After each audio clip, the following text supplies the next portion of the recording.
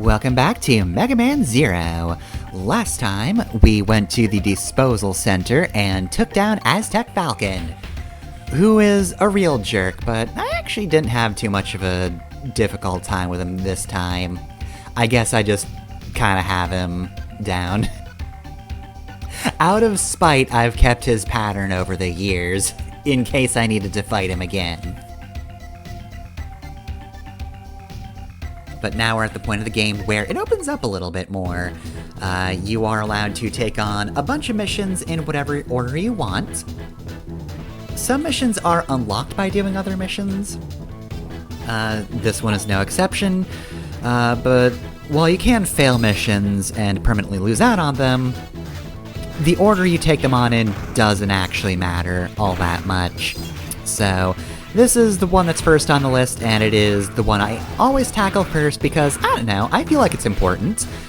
It's nearby, and frankly, all Neo Arcadia has to do on their end is put a ferry on a train and ship it out. So this sounds like it's really important to take care of right now. Again, though, it's not like the mission state changes depending on when you do them. So that's just me and my priorities, but they don't truly matter. As for other things, have I mentioned before that some cyber elves drop from enemies? I don't think I got into the specificity of sometimes cyber elves drop from enemies in an amount that you would not naturally run into over the course of a mission without doubling back. That's always the worst. I hate it when that happens, but as long as you know the amount, you can just, duck back once or twice and it's fine. Also, we already got a Z-Saber skill up. What can we do now? We can triple slash. Still not a full charge just yet. We did unlock the electric chip in the last episode.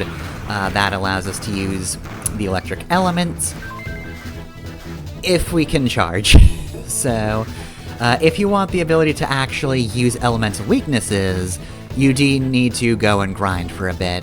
But again, with this hack, that's a little easier. But regardless of whether or not we can charge, we're here on the train. Yeah, we don't want them to abuse this power. Otherwise, you won't be able to use this Cyber Elf until you start a New Game Plus. And if you fail that time, then you have to wait until a New Game Plus after that.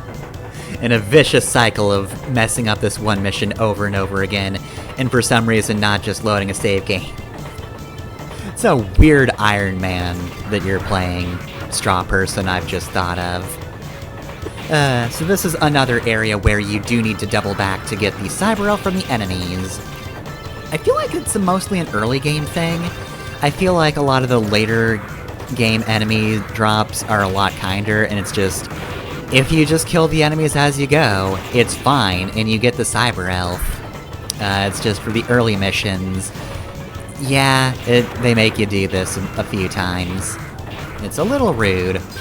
It probably will end up affecting your score, though by the same token, you might get a good enemy score where you might not have before.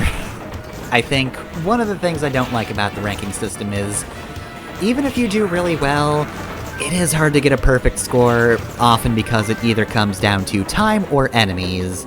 And unless you are very good at route planning and very experienced with a game, it's hard to hit that exact number. You really need to know what you're actually working with, so you know exactly the number of enemies you need to kill in exactly the amount of time. Anyway, here's the Pantheon core that powers this train. It's pretty easy, though this time around it has a special X attack that allows it to move forward. Which, this fire attack right here is nothing, unless you have an A or S rank, because even the third shot of its flamethrower really isn't going to hit you as long as you move back any, but once this happens, yeah, this is what the X attack does. It does make the battle a little more difficult. You can still avoid the flamethrower as long as you stay in the back, but once it moves forward one more time, then you'll actually have to start doing wall jumps in order to avoid this. But thankfully it is pretty easy to tell that that is the case because, well, look at the bottom. There are pistons that will try to send you into spikes, killing you instantly, which you can dash out of the way of. That does give you a lower center of gravity. But yeah, they do also help you figure out where the flamethrower is actually hitting. Also, if you do have a charged attack, then this is actually the perfect point to use it, because it is weak to electric. And we can also get a jumping rolling slash before we can do a charged attack, a fully charged attack.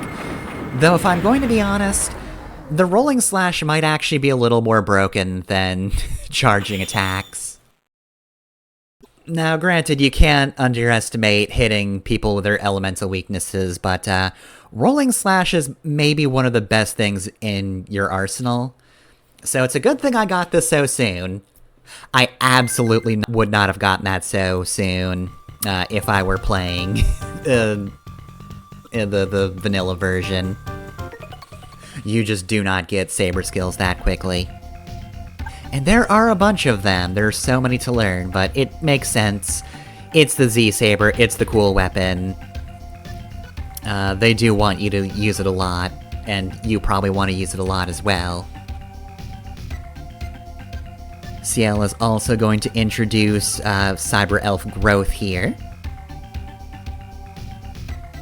which I believe I mentioned before that one of the things the Revisited hack does is drastically lower the value of raising Cyber Elves. I still don't know if I could do this all in a single playthrough without grinding, but let's see, this is the one we got, the one in the center over here, Totten, helping the damage zone. That's very vague, but nonetheless, let's go to her, and 250 to upgrade. That is so much cheaper. So yeah, there are actually two versions of the Revisited hack in terms of grinding for Cyber Elves.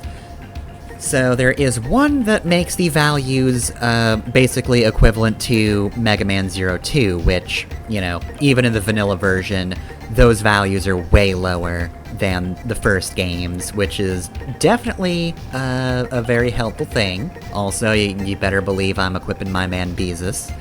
But yeah, and then the default hack is even smaller than that.